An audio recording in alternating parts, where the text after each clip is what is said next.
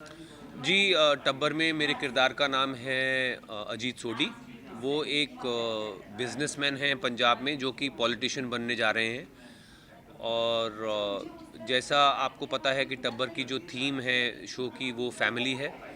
और इसी उसी तरह से जो अजीत सोढी हैं जो मेरा किरदार है वो भी फैमिली से ही मोटिवेटेड हैं अपने जो उनके एक्शंस हैं कहानी में।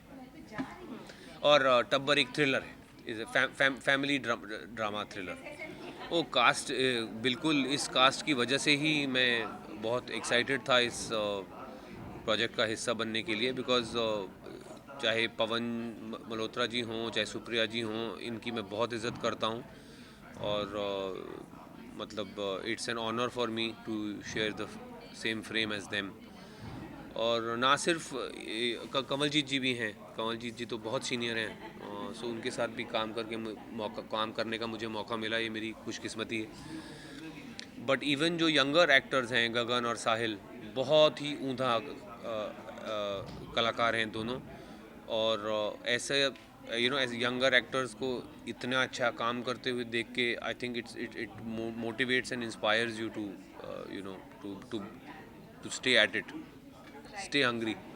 सो आप इतिहास को देखें, अगर इतिहास को देखें तो जब टीवी आया था, टीवी 60-70s में जब टीवी आया था तो लोग कहते थे थिएटर बंद हो जाएंगे। अब तो घर पे आ गई स्क्रीन, थिएटर की क्या ज़रूरत है, यहीं देखेंगे सब। लेकिन फिर भी थिएटर बढ़े, फिल्में बढ़ी। फिर सैटेलाइट टीवी आया, जब 60-70 चैनल आ गए, तब भी लोग यही कहते थे कि अब तो थिएटर्स ख़त्म हो जाएंगे। अब तो 60-70 चैनल, अब कौन जाएगा बाहर देखने फिल्म।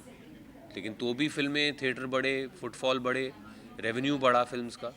उसी तरह से अब हज़ारों चैनल आ गए हैं, तो भी मेरा मानना है कि बिल्कुल जो थिएट्रिकल एक्सपीरियंस है वो रिप्लेस नहीं हो पाएगा।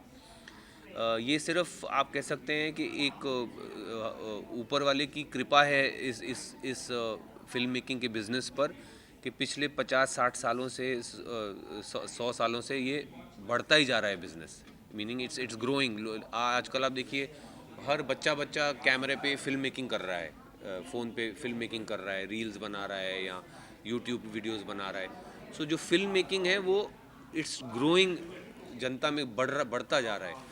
तो ये वैसे मैं देखता हूँ। सो मैं नहीं मानता कि ओटीटी स्ट्रीमिंग प्लेटफॉर्म्स को रिप्लेस करने वाले हैं थिएटर्स को। थिएटर्स को अब झटका लगा है बिकॉज ऑफ द पेंडेमिक, पिछले 2 साल में। इस ट्रॉमा से, इस झटके से रिकवरी में हो सकता है थोड़ा टाइम लगे।